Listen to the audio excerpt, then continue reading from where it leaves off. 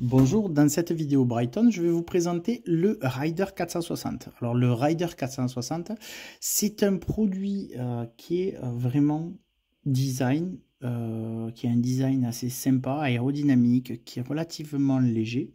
Il a une autonomie de 35 heures et c'est pour ma part un des meilleurs rapports qualité-prix de toute la gamme et même plus.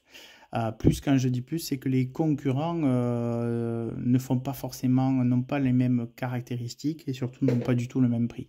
Le produit que j'ai dans les mains, il fait dans les magasins 129,95 € en TTC.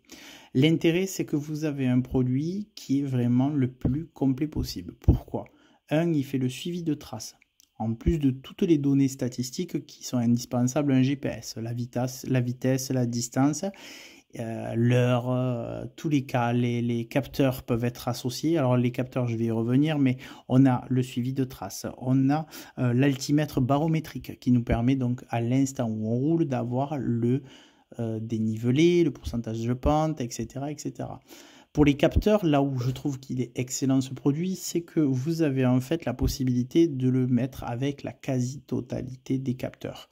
Vous avez bien évidemment capteur HRM, donc le cardio, vous avez la cadence, vous avez la vitesse, vous pouvez le mettre avec un capteur de puissance, vous pouvez le mettre avec même tout ce qui est transmission électrique, donc les DI2, le Campagnolo, le e-tap de SRAM, c'est vraiment un produit hyper complet. Il marche aussi avec les radars, donc tout ce qui est Guardia ou autre marque. Donc ça, l'intérêt, c'est que c'est un produit qui est très simple à utiliser et qui n'empêche qu'il est vraiment complet. Donc à 129,95 €, vous ne pouvez pas trouver sur le marché quelque chose de plus complet que ça. Il fait, je l'ai dit, le suivi de traces, donc c'est-à-dire que vous allez pouvoir importer une trace GPX et la mettre à l'intérieur. Donc concrètement, vous n'avez pas de tactile, couleur ou quoi que ce soit. Tout va se faire par des boutons.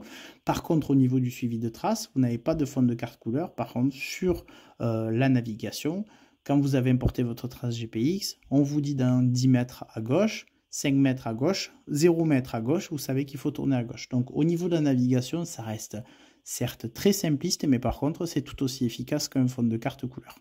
Au niveau de la navigation. Après, bien évidemment, vous n'avez pas à avoir la visibilité des chemins quand vous passez à côté et que vous n'empruntez pas. Mais par contre, pour suivre une trace GPX, il n'y a aucun problème.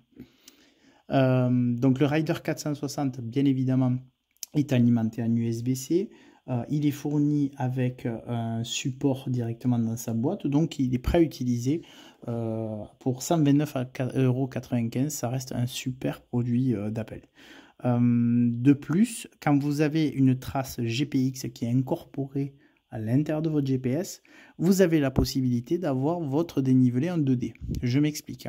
Vous avez une trace que vous avez incorporée, vous la suivez. À partir du moment où vous arrivez en bas d'une côte, vous avez la possibilité de visualiser votre parcours tout au long de la côte. Donc ça va être une découpe en 2D.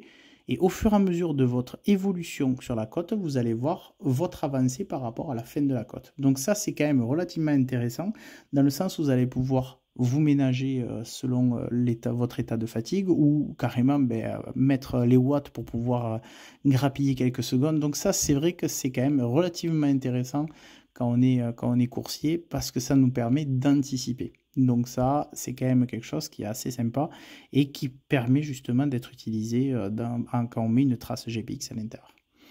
Voilà, après au niveau de l'utilisation, je vais faire une autre vidéo. Là, le but, c'était de le présenter dans sa généralité. Et après, dans la prochaine vidéo, on va voir comment on appaire certains capteurs et d'autres options comme ça. Voilà.